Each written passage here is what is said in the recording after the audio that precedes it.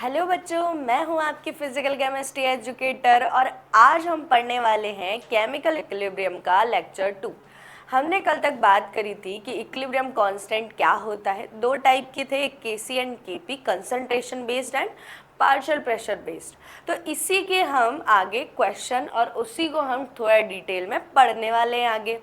आज का हमारा लेक्चर 2 है, उसका फर्स्ट क्वेश्चन हमारे लिए आता है कि रिएक्शन है, आपको रिएक्शन दी हुई है एंड रिएक्शन के लिए आपको पार्शियल प्रेशर दिया हुआ है एट इक्विलिब्रियम पोजीशन, किसका? वाटर का। आपको क्या फाइंड करना है? केपी फाइंड करना है। तो प्यारे बच्चों, अगर आपने कल का लेक्चर अच्छे से पढ़ा है और आप उसको आज भी पढ़कर आए हैं तो आपको याद होगा कि केपी का जो फॉर्मूला होता है वो क्या होता है।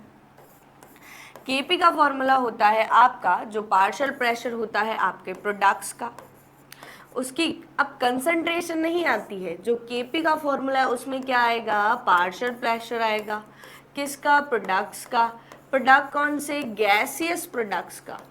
किसी का भी हम लिखेंगे ऐसा नहीं है, ओनली किसका लिखेंगे? गैसियस प्रोडक्ट्स का लिखेंगे।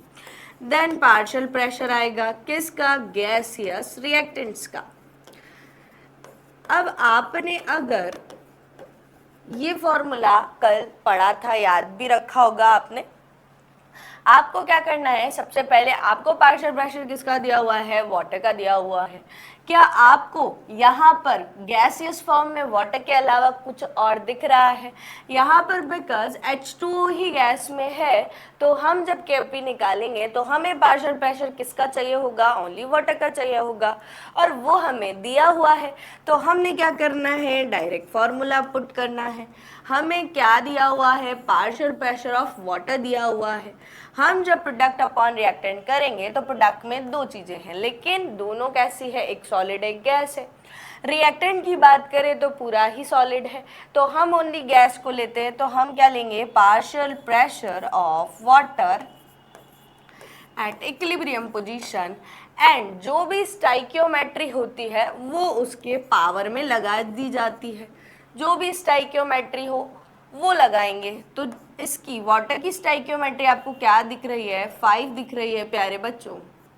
तो आपने क्या करना है? यहाँ पर इसकी वैल्यू पुट करना है, पावर में 5 लगा देना है, 10⁻⁻⁵ ATM आपका क्या आ चुका है? केपी की वैल्यू आ चुकी है। क्या आपको समझ आया प्यारे बच्चों? नेक्स्ट हम बात करते हैं हमारे नेक्स्ट क्वेश्चन की, जो क्या कह रहा है कि रिएक्शन है, रिएक्शन में N2O4 है, गैसियस फॉर्म में है, ठीक है। क्या बना रहे हैं? इक्विलिब्रियम में है विद 2NO2, वो भी किस में है? गैसियस फॉर्म में है। हमें क्या दिया हुआ है? इक्विलिब्रियम पोजीशन पे PT दिया हुआ है, मींस टोटल प्रेशर दिया हुआ है। आपको क्या है? रिएक्शन लिखनी है पहले। N2O4 equilibrium with 2NO2, both are gases. तो आपको दोनों की कंसंट्रेशन, अगर केसी निकालना है तो और केपी निकालना है तो दोनों के पार्शियल प्रेशर आपके पास होने चाहिए। अब आप क्या देखेंगे कि आपको पीटी दिया हुआ है, जो भी दिया हुआ है हम इधर लिख लेते हैं। पीटी क्या होता है? आपका टोटल प्रेशर होता है, वो कितना है? 10 ATM है प्यारे बच्चों।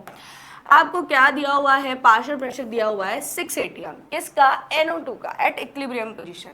NO2 का अगर आपको पार्शियल प्रेशर 6 ATM दिया हुआ है, टोटल प्रेशर आपको अगर 10 ATM दिया हुआ है, तो अगर आप N2O5 का पार्शियल प्रेशर एट इक्विलिब्रियम निकालेंगे तो वो क्या हो जाएगा? टोटल -6, बिकॉज इसके अलावा कोई और गैसेस यहाँ प्रेजेंट नहीं है। तो अगर इसका 6 है तो बचा हुआ इसका होगा। तो 10 - 6 यानी कि 4 ATM आपका पार्शियल प्रेशर आया, किसका? N2O4 का। तो ये क्या हो गया? 4 ATM हो गया प्यारे बच्चों। अब हम बात करते हैं किसकी? ये तो आपके क्या निकले? पार्शियल प्रेशर्स निकले। अब आपको क्या फाइंड करना है? केपी फाइंड करना है। केपी आप कैसे निकालेंगे? प्रोडक्ट का पार्शियल प्रेशर और पावर में उसका स्टाइकियोमेट्री, यानी कि पार्शियल प्रेशर ऑफ NO2 और उसकी पावर में स्टाइकियोमेट्री मीन्स 2। N2O4, और क्योंकि इसकी स्टाइकियोमेट्री आपको 1 दे हुई है तो 1 लिख दो। अब ये क्या है, ये पार्शियल प्रेशर है, पार्शियल प्रेशर P(N2O4), ठीक है। अब इसकी वैल्यू अगर आप पुट करेंगे तो अगर इसकी वैल्यू की बात करें तो 6 का स्क्वायर, इसकी वैल्यू आपकी आई 4 की पावर 1, 6 का स्क्वायर आपका होता है 36/4, 4 9 जा 36, तो 9 ATM आपका आंसर आ गया। और यहाँ पर ऑप्शन 2 आपका आंसर आ चुका है। ठीक है प्यारे बच्चों, नेक्स्ट हम बात करते हैं हमारे नेक्स्ट क्वेश्चन की, जो हमसे क्या कह रहा है, for reaction SO2 plus half O2, ये आपको रिएक्शन दी हुई है, इस पे आपको मोल्स दिए हुए हैं। अब आपको इतना तो पता होना चाहिए कि आप इतनी रिएक्शंस पढ़ चुके हैं, तो ये सभी क्या है, गैसियस है, ठीक है। अगर वो नहीं भी देता है तो वो कब नहीं देगा, जब आपको पता नहीं होगा। जब आपको पता है तो वो तो रिएक्शन डायरेक्ट लिख के देखा, जनरल जो बात है वो थोड़ी बताता फिरेगा। एग्जामिनर आपकी पूरी पूरी नॉलेज का फायदा उठाएगा। अब आपको क्या दिए हुए हैं, मोल्स दिए हुए हैं प्यारे बच्चों, मोल्स मोल्स मोल्स मोल्स किसके हैं, पहले SO2 के। अब आपको डायरेक्ट दे दिए हैं कि रेस्पेक्टिवली मोल्स हैं 1 2 1 एंड 4, ठीक है। अब आपको क्या दिया हुआ है, वॉल्यूम दिया हुआ है कंटेनर का आपको 4 लीटर, एंड आपको केसी निकालना है। केसी निकालना है तो आपको क्या निकालना होगा, कंसंट्रेशन निकालनी होगी। कंसंट्रेशन की अगर आप बात कर दें तो कंसंट्रेशन आपकी होती है मोल अपॉन वॉल्यूम। तो जो भी मोल दिए हुए हैं उसमें वॉल्यूम का डिवाइड कर दो प्यारे बच्चों, जो आपका आएगा वो आपका क्या आया, कंसंट्रेशन आया, क्या आई, हाफ 1/4 एंड 1। हमें क्या निकालना है, केसी निकालना है प्यारे बच्चों, और केसी का फॉर्मूला होता है प्रोडक्ट के जो भी कंसंट्रेशन है वो जो भी गैसियस है, और उसके ऊपर उसकी स्टाइकियोमेट्री आनी चाहिए। अपॉन में रिएक्टेंट लेते हैं, रिएक्टेंट की कंसंट्रेशन, और पावर में उसकी स्टाइकियोमेट्री आनी चाहिए, ठीक है। हमने क्या किया, SO2 की कंसंट्रेशन, सॉरी SO3 की कंसंट्रेशन पावर में 1,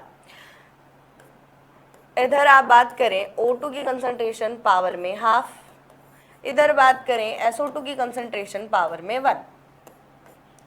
अब हम बात करते हैं SO3 की कंसंट्रेशन पे, तो ये 1 है, O2 की पावर हाफ आएगी तो 1/4 की पावर हाफ आ चुकी है। SO2 की बात करें तो हाफ ही है और हाफ की पावर 1 आ चुकी है। अब आप क्या करें, इसको सॉल्व करें, सॉल्व करेंगे तो आपका 1 power half means root, root की बात करेंगे तो 1/4 का रूट 1/2 इंटू ये भी 1/2, आप मल्टीप्लाई करेंगे तो 1/1/4। जब ये पलट के ऊपर जाएगा तो आपका आंसर आ चुका है 4 मोल पर लीटर। अब जो आपके इधर वाला भी क्वेश्चन था एंड वो भी था, तो Kp और Kc के एक और फॉर्मूला होता है, जो मतलब ऐसे आपको लर्न होना चाहिए डायरेक्ट भी, अगर आपको डायरेक्ट Kp Kc निकालना है तो। जैसे Kp का फॉर्मूला होता है, अगर आपको इतना नहीं करके डायरेक्ट फॉर्मूले में मान रखने वाला कुछ ऐसा चाहिए तो वो है ये। जैसे आपने क्या किया, जो भी आपके मोल्स थे, मोल्स NO2 के, मोल्स N2O4 के, और इधर आप ले लें क्या, टोटल प्रेशर एंड आपका टोटल मोल्स, और उसकी पावर लगा दे डेल्टा Ng। अब डेल्टा Ng क्या होता है वो भी आपको आगे पता चलेगा। अगर आप नॉर्मल जानना चाहते हैं तो डेल्टा Ng होता है आपके जो प्रोडक्ट साइड, जो भी गैसियस की स्टाइकियोमेट्री है वो, जो भी है 2 है 3 है तो उसका सम, माइनस जो भी रिएक्टेंट साइड, जो भी गैसियस रिएक्टेंट्स की जो भी स्टाइकियोमेट्री होती है वो। अब आप Kc की बात करें तो Kc का भी ऐसे ही फॉर्मूला होता है जो इम्पोर्टेंट होता है। Kc की बात करें तो जो भी नंबर ऑफ मोल्स है प्रोडक्ट साइड वो, upon number of moles reactant side है वो, इनटू में आती है उसकी 1 अपॉन वॉल्यूम, उसकी पावर डेल्टा Ng। ये आपका इम्पोर्टेंट फॉर्मूला होता है Kp एंड Kc के लिए, ठीक है प्यारे बच्चों। अब हम बात करते हैं हमारे नेक्स्ट क्वेश्चन की, जो आपसे क्या कह रहा है, if moles of N2H2 and ammonia at equilibrium position आपको दिए हुए हैं, रिएक्शन आपको दी हुई है, आपको मोल्स दिए हुए हैं, क्या आप क्वेश्चन सॉल्व नहीं कर सकते हैं प्यारे बच्चों? आप कर सकते हैं, क्यों नहीं कर पाएंगे? आपको मोल्स दिए हैं फर्स्ट में 2, 1 एंड 2। अब हम बात करते हैं and total equilibrium pressure means PT दिया हुआ है आपको। पीटी क्या दिया हुआ है? 10 एटीएम दिया हुआ है। देन हमें क्या फाइंड करना है? केपी फाइंड करना है। या तो आप अभी जो आपको केपी का फॉर्मूला लिखाया वो लगा सकते हैं डायरेक्ट, अगर आपको वो नहीं लगाना है तो आप आपका जनरल मेथड यूज कर सकते हैं। कैसे? कि हमको मोल्स दिए हुए हैं, हमें क्या निकालना है? सबका पहले तो पार्शियल प्रेशर निकालना है, देन हम उसको केपी के फॉर्मूलाज में रख देंगे तो हमें क्या मिल जाएगा? केपी मिल जाएगा। ये क्या है? एनटी हमने यहाँ निकाला, टोटल मोल्स 2, 2, 4 एंड 1, 5 हो गया। हम क्या निकालेंगे? पार्शियल प्रेशर निकालेंगे। पार्शियल प्रेशर की बात करें तो पार्शियल प्रेशर का फॉर्मूला क्या होता है? आपका मोल फ्रैक्शन इनटू पीटी होता है। ठीक है, मोल फ्रैक्शन क्या होता है? अब मोल फ्रैक्शन होता है आपके खुद के mole upon total mole PT. तो हम क्या करेंगे? इसी फॉर्मूला का यूज करते हुए यहाँ पर पार्शियल प्रेशर निकालेंगे। ठीक है प्यारे बच्चों, हमने पार्शियल प्रेशर निकालना है मोल्स किसके? जिसका भी निकाल रहे हैं तो N2 का निकाल रहे हैं तो N2 के moles, total moles 5, total pressure 10। H2 की बात करें आप, थोड़ा इधर इसको 2/5 इंटू 10, इधर बात करें 1/5 इंटू 10 और 2/5 इंटू 10। फॉर्मूला लगाने से क्या होता है? ये हम क्या करें, अलग अलग सेम ही चीज़ को सॉल्व करें। फॉर्मूले में ये एक जगह आ जाती है तो डायरेक्ट आंसर आ जाता है। 2/5, 5 टू जा 10, 4 आंसर। यहाँ पर 2 आंसर, 2, 4 आंसर। ठीक है, अब आपके ये क्या आ चुके हैं? पार्शियल प्रेशर आ चुके हैं, तो आप केपी निकाल सकते हैं। केपी कैसे निकालेंगे? कि आपने क्या करना है? प्रोडक्ट अपॉन रिएक्टेंट के पार्शियल प्रेशर लिखने हैं एंड उसकी स्टोइकियोमेट्री को उसकी पावर में लगा देना है। ठीक है प्यारे बच्चों, हमने क्या लिया? अमोनिया का पार्शियल प्रेशर डायरेक्ट लिख देती हूँ। अब तो समझ ही गए होंगे। अमोनिया का पार्शियल प्रेशर आपको 4 है, 4 की पावर 2 है, जो भी स्टोइकियोमेट्री है। अपॉन रिएक्टेंट साइड आपका H2 है, H2 की क्या है? 2 है पार्शियल प्रेशर, स्टोइकियोमेट्री 3 है। उसके बाद आपके N2 का पार्शियल प्रेशर 4 है एंड उसकी स्टोइकियोमेट्री 1 है प्यारे बच्चों। इसको सॉल्व करेंगे, 4 का जो स्क्वायर है वो 16 होता है, 2 का क्यूब 8 होता है, 4 आ गया है, 4 2 जा,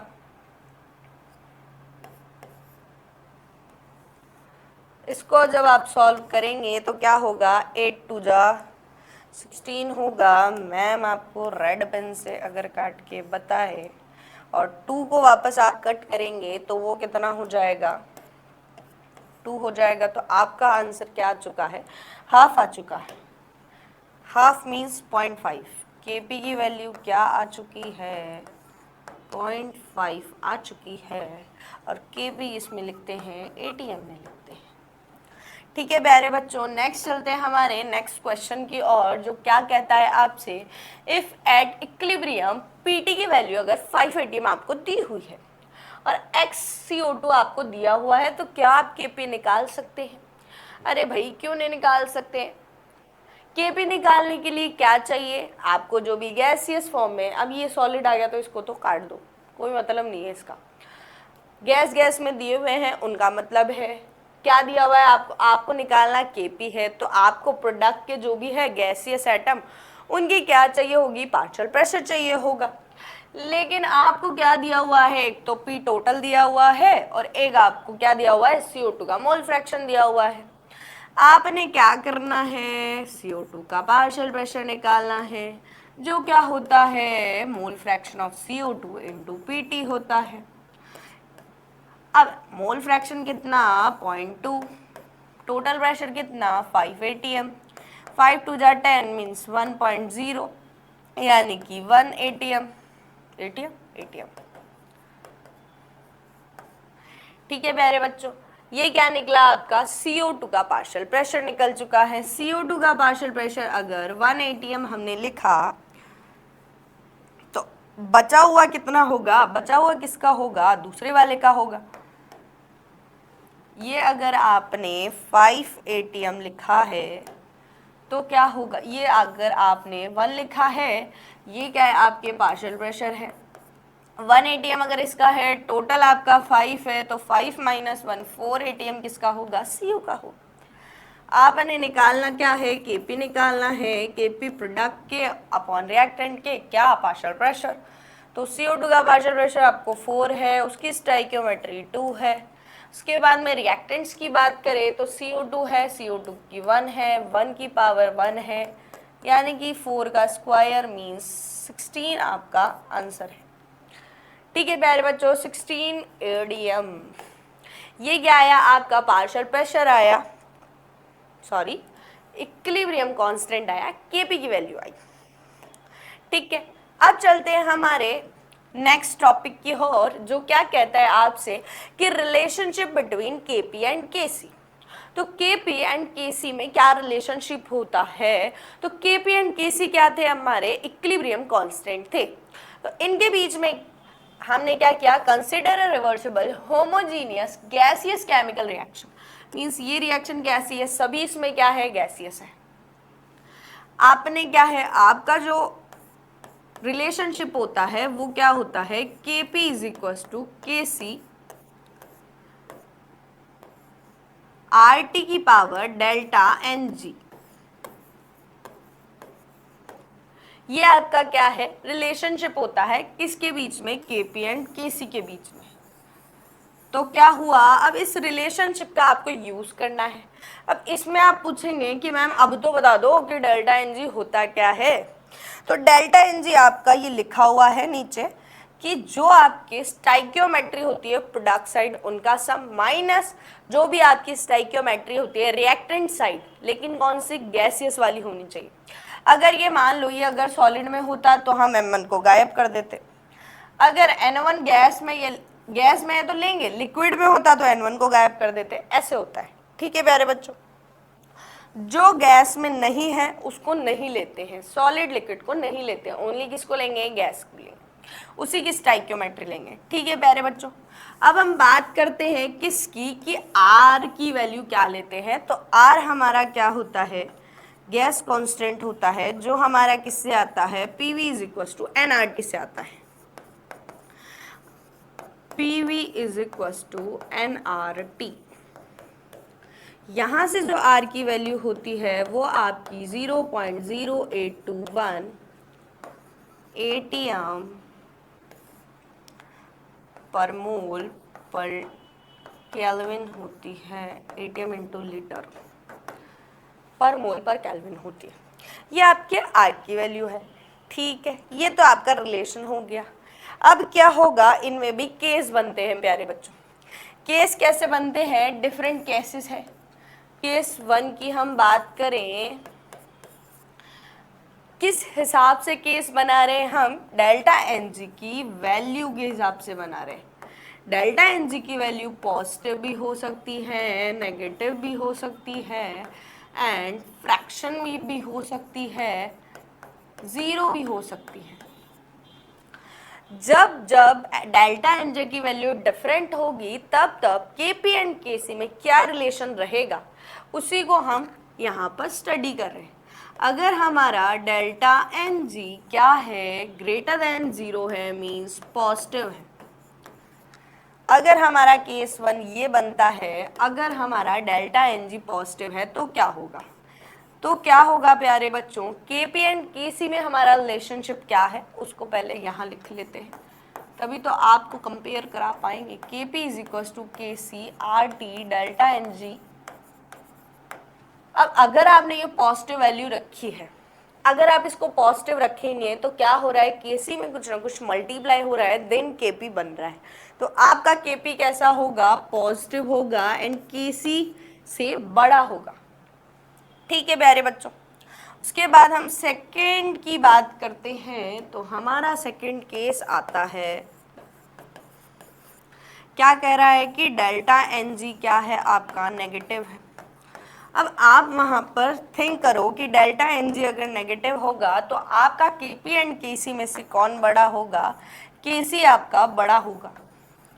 क्यों होगा, क्योंकि अब क्या है कि केपी की जो वैल्यू आ रही है उसमें के सी, अब ये नेगेटिव अगर है तो ये नीचे आ जाएगा आर टी, के सी में कुछ ना कुछ डिवाइड कर रहे हैं तब केपी आ रहा है, तो केपी की वैल्यू के सी से तो कम हो गई, तो यहाँ पर ये रिलेशन आया आपका। इसके बाद हम आते हैं हमारे केस थर्ड पे। केस थर्ड आपसे क्या कहता है कि अगर डेल्टा एन जी की वैल्यू आपकी 0 होती है, अगर डेल्टा एन जी की वैल्यू आपकी 0 होती है तब क्या होगा, के पी इज इक्वल टू के सी होगा। किसी की भी पावर 0 रख दो, आपका आंसर 1 आता है, तो के पी इज इक्वल टू के सी होगा। अब एक आपका बनता है केस 4, जो आपका क्या है, स्पेशल केस है। क्या है, स्पेशल केस है। इसमें क्या किया हमने क्या किया, t की वैल्यू ली, t की वैल्यू किसके बराबर ली, 1/r के बराबर ली। 1/r का मतलब क्या है कि 1/r का मतलब है 0.0821, ये वैल्यू हमने किसकी ली, t की। इसको सॉल्व करते तो आता है हमारा 12.18 केल्विन। t की वैल्यू जब हम ये लेंगे तब Kp और Kc में क्या होता है, तब Kp एंड Kc क्या आते हैं, तो Kp इज इक्वल टू आपका होता है Kc। उसके बाद आपने क्या रखना है, R into 1/r delta N G. आपका क्या होगा, R से R कट जाएगा, उसके बाद में डेल्टा एन जी की किसी भी वैल्यू पर ये क्या आएंगे, बराबर आएंगे, means Kp is equal to Kc आएगा। ठीक है प्यारे बच्चों, तो हम अगर हमारा टेम्परेचर डायरेक्ट 12.18 केल्विन हमें दिया हुआ होता है तो हम Kp और Kc को आपस में इक्वल कर सकते हैं।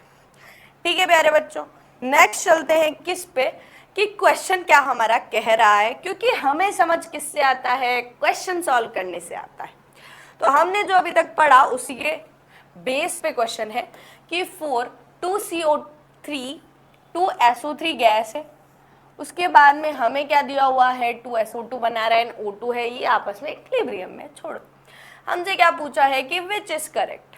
अब हमें सही बताना है तो देखने से डायरेक्ट तो आप बता नहीं सकते हैं कि क्या सही है और क्या गलत है। आपको इसके लिए क्या करना पड़ेगा, डेल्टा एन जी निकालना होगा। डेल्टा एन जी निकाल के आप पता लगा सकते केपी और केसी में क्या रिलेशन है। आपने क्या करना है, डेल्टा एन जी क्या निकला आपका, डेल्टा एन जी क्या होता है, आपके जो भी गैसियस मोल है उनकी जो स्टाइकियोमेट्री है उनका प्रोडक्ट साइड सम माइनस रिएक्टेंट साइड सम।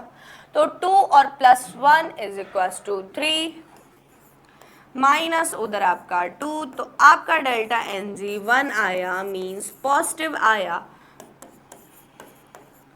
तब आपका क्या है, के पी के सी से बड़ा है, मीन्स आपका केस 1 है। Kp अगर Kc से बड़ा है तो जब आप Kc में से Kp को माइनस करेंगे तो नेगेटिव आएगा, ये आपका सही लग रहा है। क्या ये सही हो सकता है, इसमें तो बराबर आ रहे हैं, नहीं हो सकता। Kp और Kc जब आप बड़े में से छोटा कराते तो नेगेटिव तो नहीं आता है, बड़े में से जब छोटी संख्या जाएगी तो पॉजिटिव आएगा। अगर यहाँ पॉजिटिव लिखा होता तो ये सही होता, लेकिन ये भी गलत है। ये आपका सही है, क्यों, क्योंकि छोटी संख्या में से जब बड़ी संख्या जाएगी तो नेगेटिव आना है, सही है। दोनों का सम ये भी गलत है। ठीक है प्यारे बच्चों, नेक्स्ट हम बात करते हैं 4PCl3, आपको गैस दी हुई है, Cl2 गैस है, ये आपस में इक्विलिब्रियम में आपको रिलेशनशिप दिया हुआ है 2Kp is equal to Kp 2Kp is equal to Kc है। अब ये कब पॉसिबल है ये आपको बताना है, या इसके लिए क्या टेम्परेचर होना चाहिए। तो आपने क्या करना है, बिकॉज आप जानते हैं Kp एंड Kc में क्या रिलेशनशिप होता है, आपने वो रिलेशनशिप निकाल देना है। और यहां से क्या निकालना है, आपको T निकालना है, Kp की वैल्यू और Kc की वैल्यू ये तो दी हुई नहीं है, लेकिन हमें रिलेशन दिया हुआ है तो हमने रिलेशन को लगा दिया। उसके बाद इधर क्या दिया हुआ है, आर टी, उसकी power delta N G. Delta N G की वैल्यू तो आप लिख सकते हैं, डेल्टा एन जी आपका क्या आया, गैसेस होने चाहिए 1 माइनस इधर 2, तो डेल्टा एन जी आपका क्या आया, 1 माइनस 2 मीन्स माइनस के 1 आया। यहाँ -1 रखो, केपी से आप क्या कर दें, केपी को कट कर दें। फिर आपका क्या बचा, इधर 1 बचा, इधर ये 2 आया, इधर आपका क्योंकि -1 पावर है तो ये नीचे आ गया। t की वैल्यू निकालनी थी आपने, तो t की वैल्यू आपने t इधर लाया, 2 इधर ले गए, तो 2/r आ गया। r की वैल्यू 2.00821 होती है। 1/0.0821 12.18 समथिंग होता है, तो 2 इंटू 12.18 केल्विन। क्या वैल्यू आनी है, 24.36 केल्विन। ये आपका टेम्परेचर आ चुका है, तो ये आपका आंसर हो चुका है। ठीक है प्यारे बच्चों, थोड़ा टेढ़ा जा रहा है। 2 इंटू 12.18 केल्विन क्या है आपका, 24.36 केल्विन। अब हम बात करते हैं हमारे नेक्स्ट क्वेश्चन की, जो भी केपी केसी के रिलेशनशिप पर ही बेस्ड नहीं है। आपको क्या दिया हुआ है, रिएक्शन दी हुई है, 0 डिग्री सेल्सियस टेम्परेचर दिया हुआ है, केसी दिया हुआ है, फॉरवर्ड रेट कांस्टेंट आपको दिया हुआ है, एंड बैकवर्ड आपसे पूछा है। आप क्या करें, इक्विलिब्रियम कांस्टेंट का फॉर्मूला लगाएं। इक्विलिब्रियम कांस्टेंट आपका होता है क्या, कि फॉरवर्ड अपॉन के बैकवर्ड। इसी को आपने क्या लिख दिया, केसी लिख दिया। केसी की वैल्यू आपको दी हुई है क्या, 0.1 मोल। के फॉरवर्ड की अगर आप बात करें तो आपको के फॉरवर्ड तो दिया हुआ है 2.24 इंटू 10⁻⁻²। के बैकवर्ड आपको फाइंड करना है। अब क्या करेंगे, आपके बैकवर्ड को इधर ले आएंगे, जो फाइंड करना होता है उसको एक साइड लेके जाते हैं और बाकी चीजों को एक साइड रखते हैं।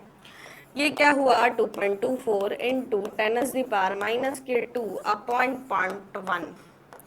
जब ये जाएगा तो टेंस इधर आएगा, तो आपका के बैकवर्ड क्या आ चुका है, 2.24 इंटू 10⁻⁻⁻1 आ चुका।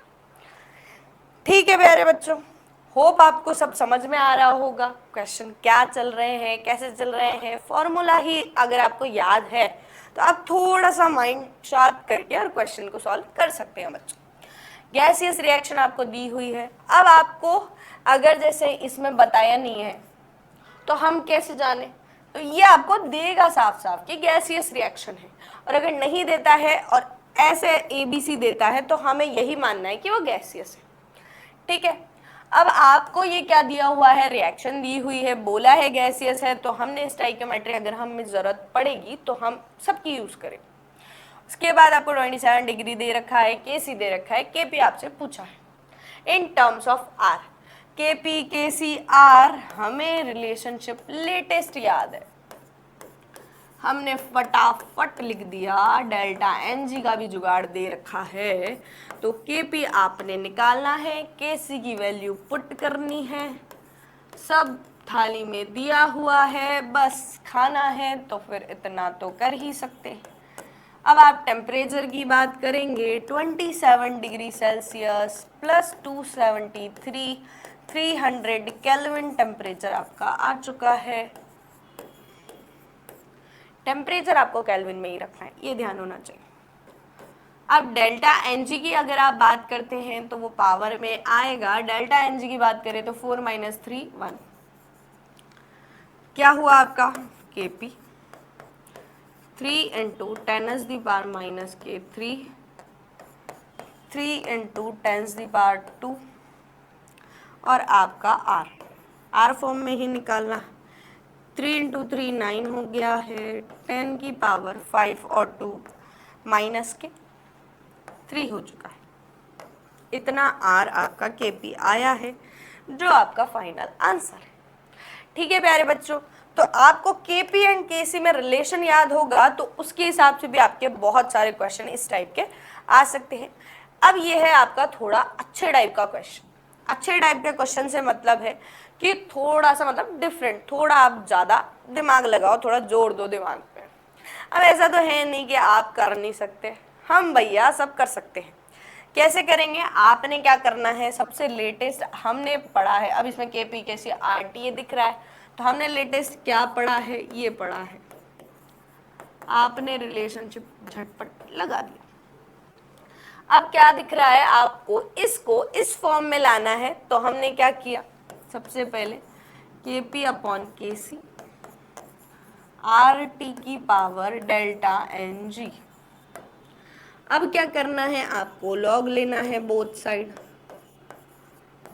आपने लॉग ले लिया, लॉग आर टी की पावर डेल्टा एन जी।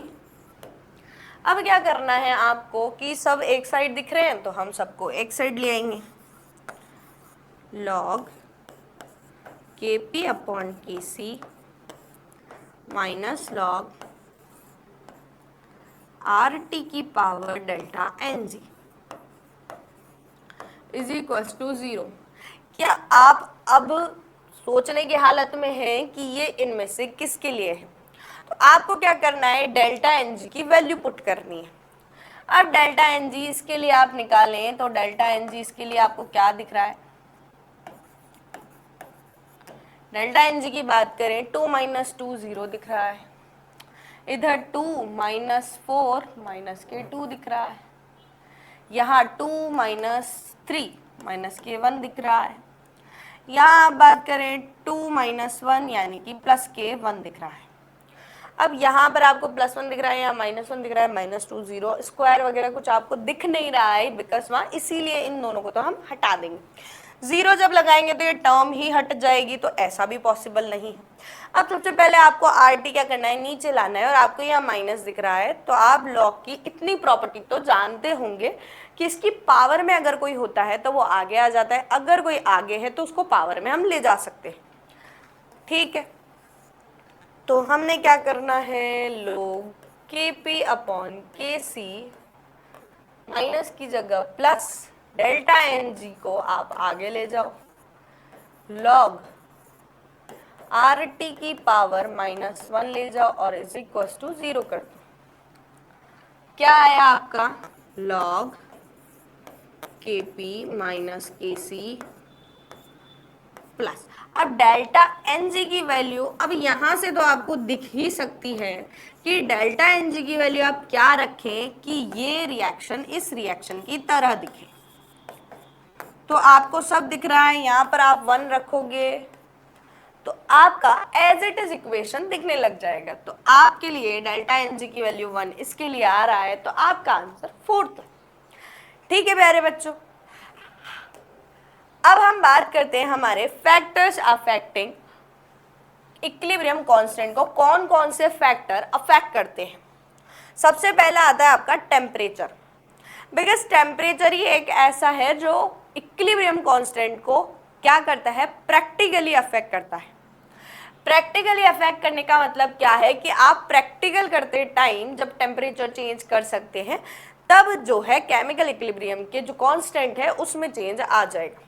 बाकी जो फैक्टर्स होते हैं वो प्रैक्टिकली पॉसिबल नहीं होते। हम बात करते हैं टेम्परेचर की, तो हमने क्या लिया, लॉग, ये होता है आपका एक रिएक्शन। अब रिएक्शन में क्या है, ये है आपकी वॉन हॉफ इक्वेशन।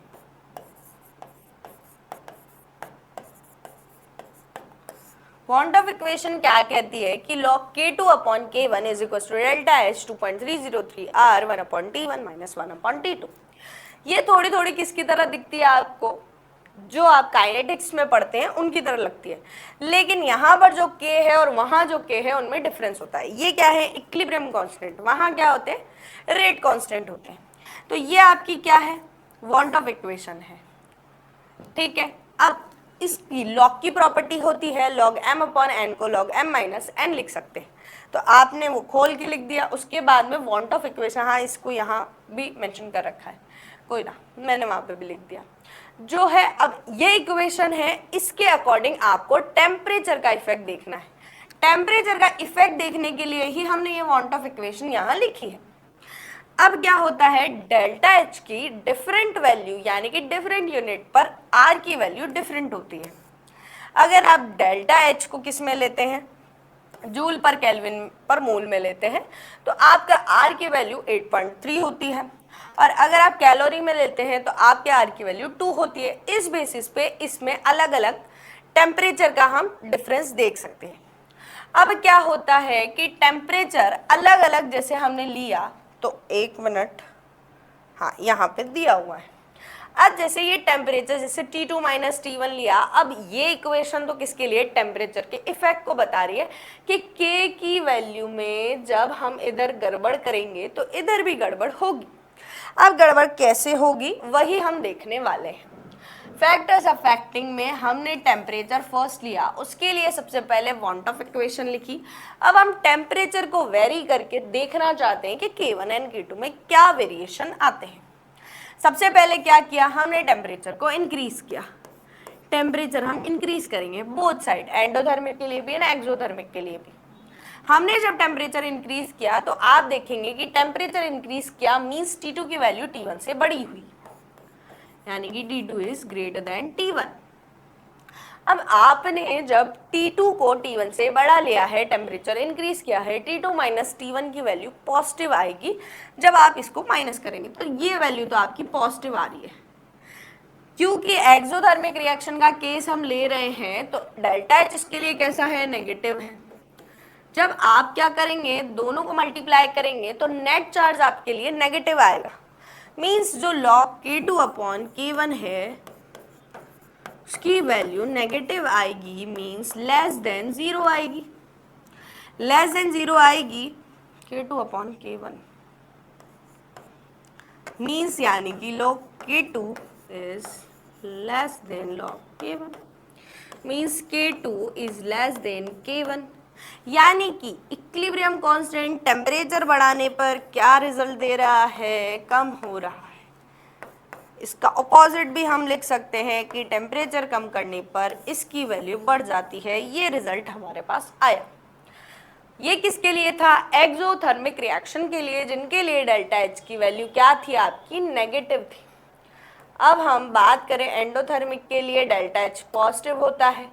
और टेम्परेचर जब हम इंक्रीज ही कर रहे हैं तो क्या हो रहा है, टेम्परेचर इंक्रीज करने से यहाँ जो वैल्यू आ रही है वो तो पॉजिटिव आ रही है और ये भी वैल्यू पॉजिटिव है। पॉजिटिव पॉजिटिव आपका ओवरऑल पॉजिटिव ही आ रहा है।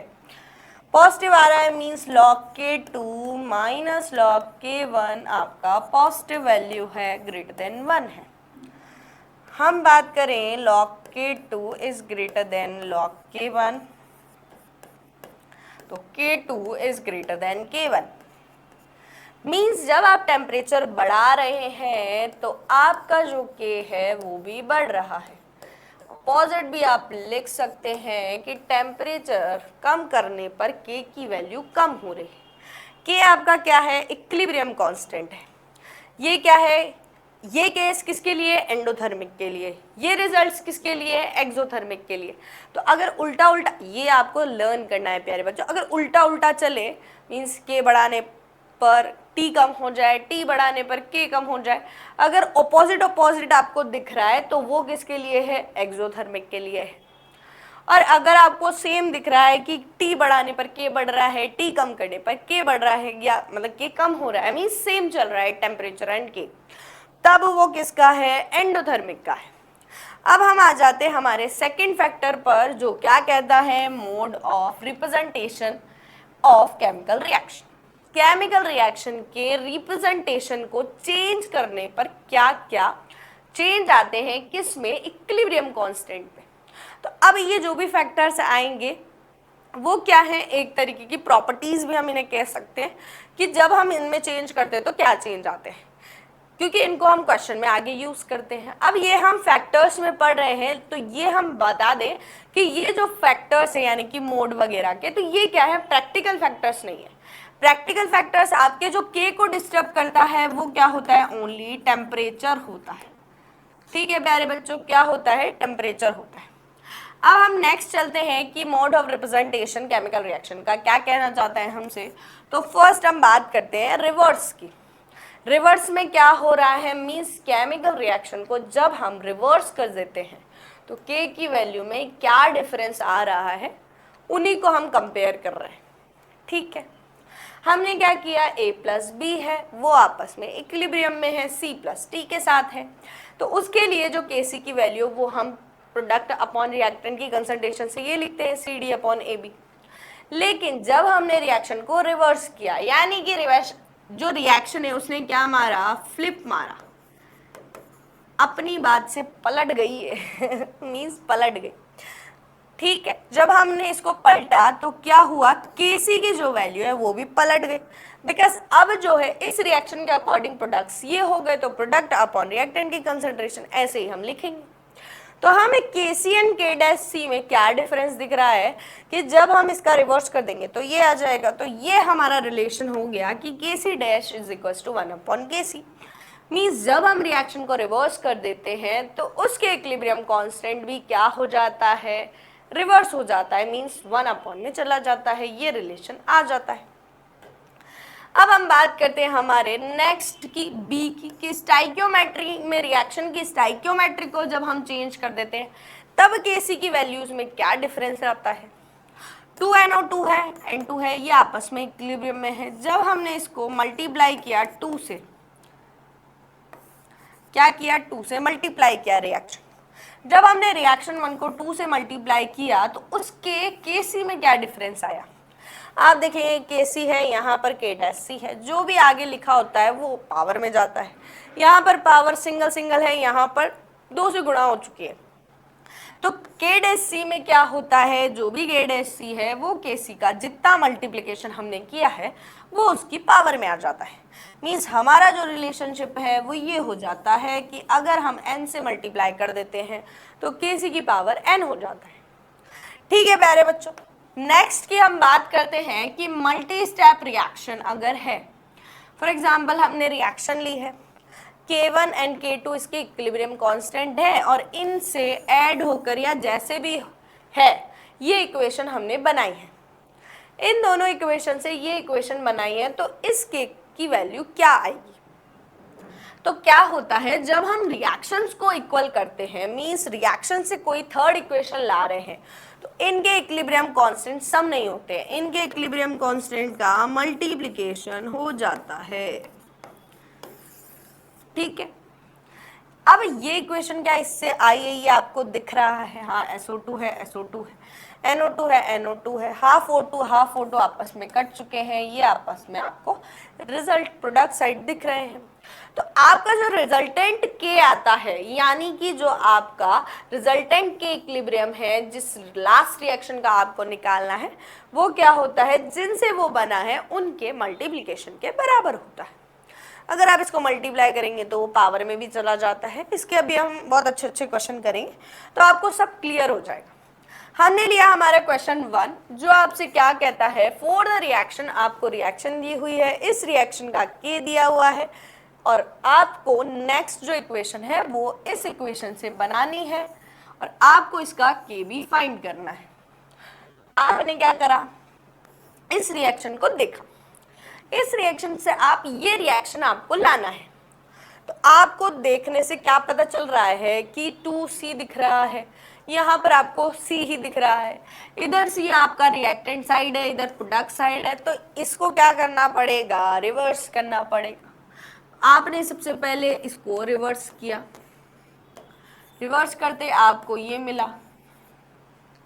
अब इस इक्वेशन से ये बनाना है तो रिवर्स करते ही तो पहले तो प्रॉपर्टी लगा दो, रिवर्स किया तो K1 क्या हो जाएगा, अब इसका रिवर्स हो जाएगा, यानी कि 1/10 की पावर -2 मीन्स 100 हो जाएगा। ठीक है, आपने रिवर्स कर दिया, लेकिन अभी भी जो चाहिए था वो मिल गया क्या, नहीं मैडम, जो चाहिए था वो तो नहीं मिला। नहीं मिला तो ले भाई, ऐसा नहीं चलता है, जो चाहिए वो तो लेना ही है। आपने क्या दिख रहा है, अब इधर 2 से मल्टीप्लाई होते हुए दिख रहा है और यहाँ पर आपको 2 नहीं दिख रहा है, इधर 2C है, इधर C है। आप क्या करेंगे, 2 को हटाना है तो इसको मल्टीप्लाई करेंगे हाफ से, जब आप हाफ से मल्टीप्लाई करेंगे तो क्या आपको जो चाहिए था वो मिल चुका है? हाँ भाई, हमको जो चाहिए था वो मिल चुका है। मिल चुका है तो आपने क्या निकालना है? इसका K2 निकालना है। K2 की बात करें, ये जो है आपने इस रिएक्शन में हाफ से मल्टीप्लाई किया। जो आपके सेकंड वाला था उसमें आप देखेंगे कि मल्टीप्लाई करते हैं, जितने से मल्टीप्लाई करते हैं उतना पावर में लगा देते हैं। तो K2 इज इक्वल टू 10 हो चुका है, √100 आपका 10 आंसर। अब हम बात करते हैं हमारे नेक्स्ट क्वेश्चन की, जो आपसे क्या कह रहा है कि आपने दो इक्वेशन ली है, दो इक्वेशन का यूज करें एंड आप थर्ड इक्वेशन निकालें और हमें क्या दें? K3 की वैल्यू दें। आपको क्या करना है? इसको देखना है आपस में, इनको देखकर इस इक्वेशन को बना आप कैसे सकते हैं। सबसे पहले आपने क्या किया? कार्बन को देखा, कार्बन आपका सॉलिड फॉर्म में है, इधर भी आपका कार्बन सॉलिड है और ये 1 है, इधर भी 1 है। तो आपकी इक्वेशन, जैसे आपको थर्ड इक्वेशन लानी है तो आपकी इक्वेशन फर्स्ट तो एज इट इज आप लिख दें। फिर क्या करें? फर्स्ट इक्वेशन का यूज हो चुका है, सेकेंड इक्वेशन को देखें और इस इक्वेशन को देखें कि अब आपको सेकेंड इक्वेशन का यूज करना है। अब आपको, आपने देखा इधर CO2 है, इधर भी CO2 है, इधर भी CO2 है। भैया जो अगर आपको जो चाहिए अगर वो दो जगह दिख रहा है तो उसे छोड़ दो। जो भी आपको चाहिए अगर वो दो जगह दिख रहा है तो उसे छोड़ दो प्यारे बच्चों। अब चलो नेक्स्ट चीज पर, आपको क्या दिख रहा है? CO दिख रहा है। CO आपको एक ही जगह दिख रहा है। हाँ भैया, इस पे भरोसा कर सकते हैं आप। ठीक है, आपको CO एक जगह दिख रहा है। अब यहाँ पर 2CO है और यहाँ सिंगल CO। आप क्या करें? 2 से मल्टीप्लाई करें किसको? Second equation. इसको आप 1 2 एंड थर्ड नाम दे दें। ठीक है, अब आपको क्या है? जो भी है उसको K फॉर्म में लिख देंगे। क्या आपने ये लाके ये इक्वेशन आ जाएगी आपकी? कैसे आएगी? कि जैसे आपने इसको 2 से मल्टीप्लाई कर दिया तो ये 2 2 हो जाएगा, सब जगह 2 2 हो जाएगा। तो इधर से वाटर कट जाएगा, इधर से H2 कट जाएगा, बाकी बचा हुआ आपको आंसर में मिल जाएगा। ठीक है, एक CO2 है, एक CO2 है, इधर की साइड CO2 बच जाएगा। ठीक है भैया, हमें रिएक्शन में ये आपस में मिल जाएगा। क्या आपने सेकेंड इक्वेशन का भी यूज कर लिया? कर लिया। जो भी जितनी भी इक्वेशन दी होती है उन सभी का यूज करना होता है लास्ट इक्वेशन को बनाने के लिए। अब इसको कन्वर्ट करेंगे K3 K1, अगर इनटू लिखा हुआ है तो उसको आपने, प्लस लिखा हुआ है उसको आपने क्या करना है? इनटू में चेंज करना है। क्योंकि जब इक्वेशंस जुड़ती है आपके के क्या होते हैं? मल्टीप्लाई होते हैं। जो भी आगे लिखा होता है वो पावर में चला जाता है। ठीक है प्यारे बच्चों, अब क्या करना है? आपको बस इसकी वैल्यू लिखनी है और K3 की वैल्यू फाइंड करके बता देनी है। फटाफट कर लेते हैं। 10 की power -2 into K2 is equal to 10 की पावर -4 का स्क्वायर, 10 की पावर -2, 10 की पावर -8, 2 4 जा 8, 10 की पावर -10 आंसर आ चुका है किसका? K3 का। क्या आपको समझ आया बच्चों? होप आपको समझ आया होगा। आया है तो जल्दी जल्दी कमेंट कर दे। फॉर द रिएक्शन, रिएक्शन के लिए आपको क्या दी हुई है? 3 रिएक्शन दी हुई है। 3 रिएक्शन से आपको क्या करना है? अगली रिएक्शन निकालनी है। अब आप इसको देखें एंड इसको देखें कि आपको क्या दिया हुआ है और क्या क्या निकालना है, मीन्स क्या क्या इस रिएक्शन में आ रहा है और ये हम किस किस रिएक्शन से ले सकते हैं। अमोनिया आपको दिख रहा है, अमोनिया आपको दिख रहा है, एक ही जगह दिख रहा है, एक ही जगह दिख रहा है। 2 हैं, 2 ही दिख रहे हैं, लेकिन आपने क्या करना पड़ेगा? फ्लिप करना पड़ेगा, बिकॉज आपको ये रिएक्टेंट साइड चाहिए और अभी ये प्रोडक्ट साइड है। आपको K4 निकालना है। Reaction 1, reaction 2, reaction 3, reaction 4। आपको रिएक्शन 4 निकालनी है, ऐसे नहीं तो ऐसे लिख दो। क्या करना है? सबसे पहले आपको फ्लिप करना है। फ्लिप करना है मीन्स नेगेटिव साइन आ गया। फर्स्ट इक्वेशन को आप डायरेक्ट लिख दो, आपको 2 चाहिए थे 2 चाहिए, 2 मिल गए, तो आपको कुछ मल्टीप्लाई करने की जरूरत तो नहीं पड़ी। अब हमने क्या किया, इक्वेशन 1 का यूज कर लिया, हमें चाहिए इक्वेशन 2 और 3 में से। अब O2 है, O2 आपको यहाँ पे भी दिख रहा है बच्चों, यहाँ पे भी दिख रहा है। अगर कोई जो आपको चाहिए अगर वो 2 जगह दिख रहा है तो भैया उसको छोड़ दो, छोड़ दिया हमने। अब क्या है आपका NO है, NO अगर है तो NO आपको यहाँ दिख रहा है, प्रोडक्ट साइड है, प्रोडक्ट साइड दिख रहा है, 2 है, 2 दिख रहे हैं। आपने क्या करना है, इक्वेशन 2 को एज इट इज लिख देना है। अब आपको क्या दिख रहा है, आपने इक्वेशन 2 को भी यूज कर लिया। थर्ड इक्वेशन है 3H2O H2O, 3 से मल्टीप्लाई आपको करना पड़ेगा बिकॉज यहाँ 1 ही है। तो आपने क्या किया, इसको 3 से मल्टीप्लाई कर दिया। जब आप 3 से करेंगे 3/2 और 1, आपका 5/2 भी हो जाएगा, आपके रिएक्शन एज इट इज मिल जाएगी आप। अब इसको कन्वर्ट करें आपका K4, जो भी आपका माइनस लिखा हुआ है आगे तो वो माइनस आगे लिखा हुआ है मीन्स वो कहाँ जाएगा, पावर में। तो K1 K2 K3 जो भी आगे लिखे होते हैं वो पावर में जाते हैं, प्लस की जगह हम इंटू लगाते हैं। 2 के आगे कुछ नहीं है, 1 ही है, 3 की पावर 3 करते हैं, ठीक है। इसकी वैल्यू जब हम पुट करेंगे तो K1 का इन्वर्स करना है, K1 की वैल्यू है -K2 की पावर -1, K2 की वैल्यू की बात करें 10 की पावर -3, K3 की बात करें 10 की पावर -K1 की पावर 3। इसको जब आप सॉल्व करेंगे तो 10 की पावर 2, 10 की पावर -3, 10 की पावर -3, यहाँ 2 और -3 -1 बचेगा और -K3 के साथ है तो -K4 बचेगा, 10 की पावर -K4 आपका आंसर आएगा।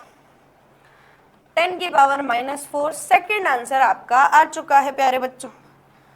अब हम बात करते हैं हमारे नेक्स्ट क्वेश्चन की, जो थोड़ा और हमको मुसीबत में डाल सकता है। अगर आपने यहाँ सॉल्व नहीं किया तो आप वहाँ भी सॉल्व नहीं कर पाएंगे, और सब क्वेश्चन छोड़ना इजी नहीं होता है, आपको भी पता है, मैम को भी पता है। हमने क्या करना है, क्वेश्चन को फुल कॉन्फिडेंस के साथ सॉल्व करने की कोशिश करनी है। कोशिश करने वालों की हार नहीं होती प्यारे बच्चों। सबसे पहले हमने क्या किया, हमें ये इक्वेशन चाहिए, इसके लिए K निकालना है। इसको हमने 1 2 3 नाम दिया और इसको हमने 4th नाम दिया। हमने क्या करना है, सबसे पहले हमें इस इक्वेशन को देख के इनमें से कैसे हम इसको बना सकते हैं वो देखना। डी है आपका 1D दिया हुआ है, यहाँ पर 1/7D दिया हुआ है और कहीं D नहीं दिया हुआ है। अब 1/7 है, उसको हमें 1 बनाना है, हम क्या कर दें, उसको 7 से मल्टीप्लाई कर दें। आपको क्या करना है, इक्वेशन 4th लेनी है, उसका निकालना है। आपने क्या किया, इक्वेशन 3rd को 7 से मल्टीप्लाई कर दिया, ठीक है। अब क्या दिख रहा है आपको, आपने इसका यूज कर लिया। अब आपको दिख रहा है इधर A है, यहाँ पर A है। अब A उधर तो रिएक्टेंट साइड है, इधर तो हमारा प्रोडक्ट साइड है। हमने क्या करा दिया, फ्लिप करा दिया। क्या फ्लिप कराने से जो हमें चाहिए था वो मिल गया? नहीं सर, नहीं मिला। कैसे नहीं मिला, यहाँ पर 1A है और वहाँ 2A है। आपने क्या करना पड़ेगा, इसको हाफ से मल्टीप्लाई करना पड़ेगा और फ्लिप कराना पड़ेगा। मीन्स आपने क्या किया, ये किया, इक्वेशन 1 को आपने हाफ से गुणा किया और रिवर्स कर दिया, ठीक है। अब आपको भाई ये तो जो हम निकाल सकते थे वो तो हमने निकाल लिया, लेकिन इस टाइप के जो क्वेश्चन होते हैं उनमें क्या होता है प्यारे बच्चों, जो भी इक्वेशन आपको दी हुई होती है सबका यूज होता है। मीन्स इनका भी यूज होगा, इस इक्वेशन का भी यूज होगा। कैसे होगा कि आपको इनमें जो C और B एक्स्ट्रा दिख रहे हैं वो इसी से कटने वाले हैं। आपने इसको 7 से मल्टीप्लाई किया था, 7 से मल्टीप्लाई किया था तो यहाँ 1C बचा था। यहाँ पर जो एक्स्ट्रा चीजें आ रही हैं उसी को काटने के लिए ये है, तभी तो आपको ये इक्वेशन मिलेगी, ठीक है प्यारे बच्चों। आपने 1c मिला इधर और इधर आप बात करेंगे तो 1b मिलेगा। अब इसको b और c बनाएंगे तभी तो ये आपस में कटेंगे, क्योंकि ये फ्लिप हो चुकी है तो उल्टा हो चुका है। ठीक है, आपने यहाँ 1 1 लाने हैं तो आप किसको मल्टीप्लाई कर देंगे, 5/3 से मल्टीप्लाई कर दिया आपने, तभी तो 1 1 आएगा और आपस में कट जाएगा। आपने क्या किया, 5/3 किया, किसका किया, इक्वेशन सेकंड का किया।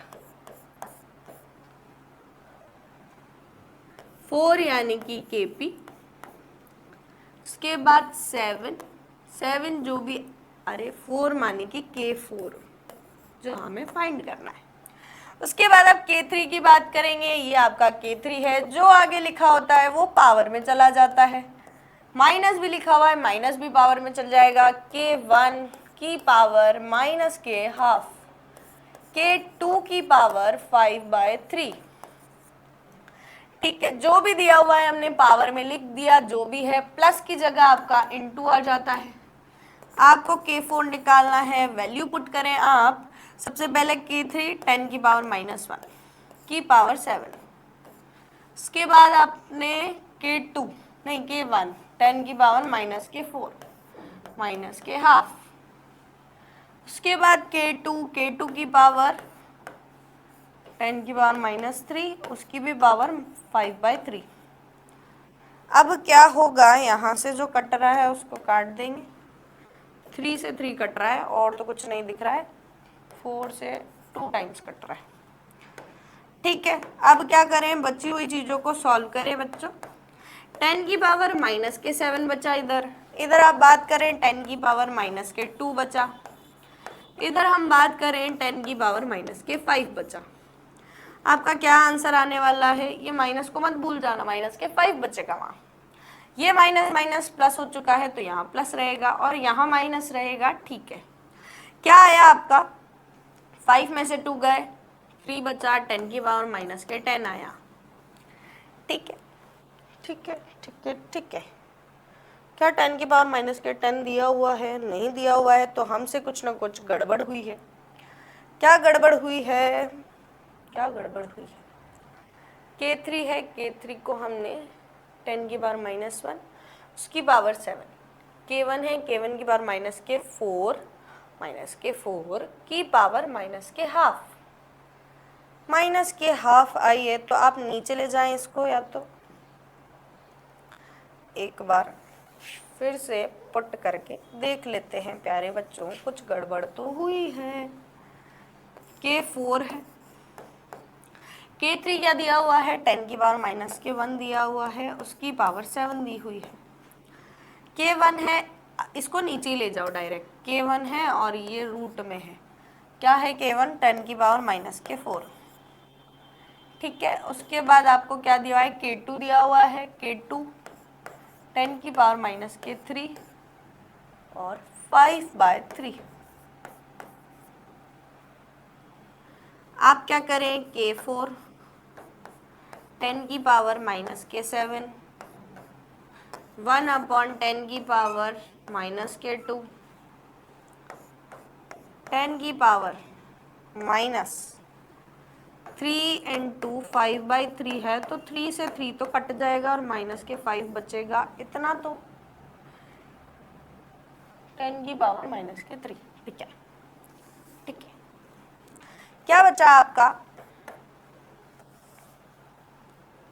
10 की पावर -7, ऊपर आएगा 10 की पावर माइनस का +2 और 10 की पावर 5 माइनस का। आंसर तो 10 की पावर 10 ही आना चाहिए हमारा, पर कुछ ना कुछ गड़बड़ हो रही है, या तो इनमें करेक्शन है या फिर हमने कुछ गलत किया है। हमने क्या किया था, फोर्थ वाली इक्वेशन थी उसको फ्लिप कराया था, यानी कि ये आपकी फोर्थ इक्वेशन थी। फोर्थ इक्वेशन को लाने के लिए आपको 7 से गुणा करना पड़ा। K3 की ही वैल्यू हमने पुट करी, 10 की पावर -1, 7 से मल्टीप्लाई किया, मीन 7 से जो मल्टीप्लाई किया वो पावर में चला जाता है। ठीक है, फ्लिप नहीं किया, उसके बाद हमने क्या लिया, k1 लिया, k1 को हमने फ्लिप कराया, -½ लिया, ठीक है। उसके बाद क्या हुआ, k2 है, k2 में हमने 5/3 मल्टीप्लाई किया, वो पावर में चला गया। या तो आपका आंसर गलत है बच्चों या फिर हमारा सोल्यूशन गलत है। ठीक है, यहाँ से आपका क्या आ रहा है, 10 की पावर -7 + 2 -5, 5 - 2 करें 7, 5, 12, 12 - 10 की पावर -10 ही आ रहा है। या तो आपसे मिस्टेक जो हो रही है वो या तो यहाँ प्लस माइनस की हो रही है, या तो इसकी वैल्यू +1 आती है। किसकी, 5/3, ये जो है ये आपका प्लस में है। ये अगर आपका प्लस में होगा तो आपके आंसर क्या आएगा, 10 की पावर -7 + 7 यानी कि 0 आएगा। 10 की पावर 0 आपका 1 होता है प्यारे बच्चों, आपका आंसर थर्ड आने वाला है। ठीक है प्यारे बच्चों, नेक्स्ट हम चलते हैं, हमारे क्वेश्चन नहीं है ये, फैक्टर्स ही हैं। फैक्टर्स जो अफेक्ट नहीं करते हैं किसको, केमिकल इक्विलिब्रियम को। स्पेशल पॉइंट है इनके लिए भी, factors not affecting the equilibrium constant. ऐसे फैक्टर्स जो इक्विलिब्रियम कांस्टेंट को अफेक्ट नहीं करते हैं। तो आप याद क्या करें, ओनली टेम्परेचर है जो क्या करता है, इक्विलिब्रियम कांस्टेंट को अफेक्ट करता है।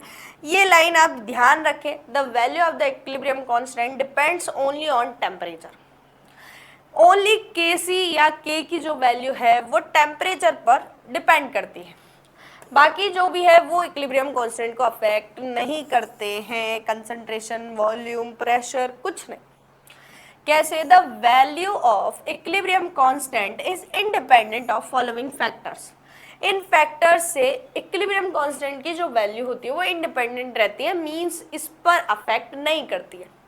कौन सी, concentration of reactant and products, यानी कि आप रिएक्टेंट एंड प्रोडक्ट्स की किसी भी कंसंट्रेशन ले, कोई सी भी कंसंट्रेशन पे इक्विलिब्रियम कांस्टेंट अफेक्ट नहीं होता है।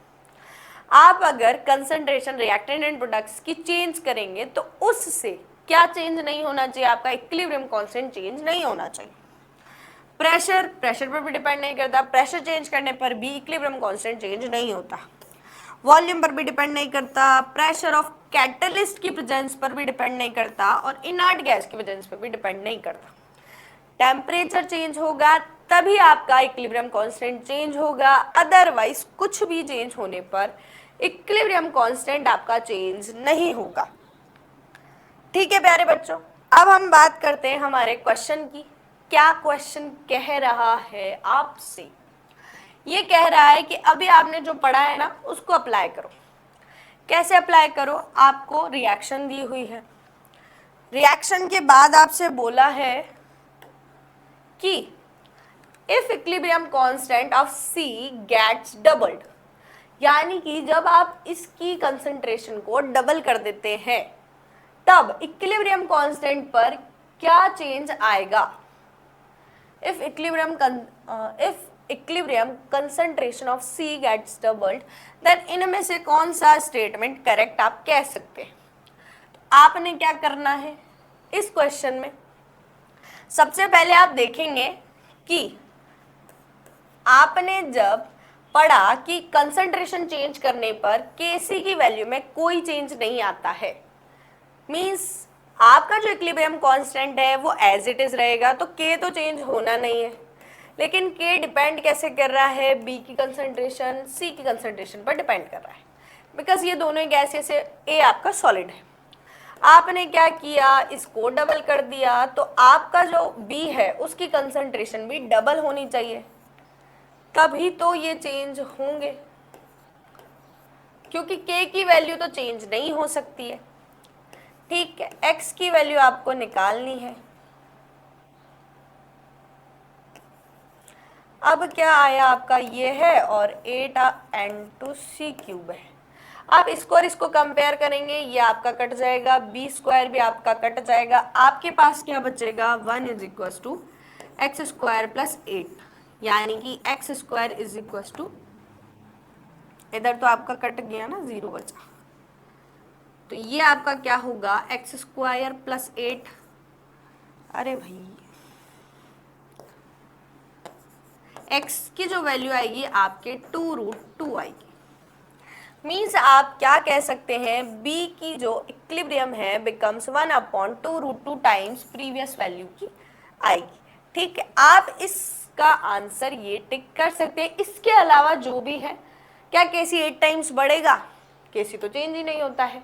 और कोई चेंज होगा? नहीं होगा। क्या ये डबल हो रहा है? नहीं हो रहा है।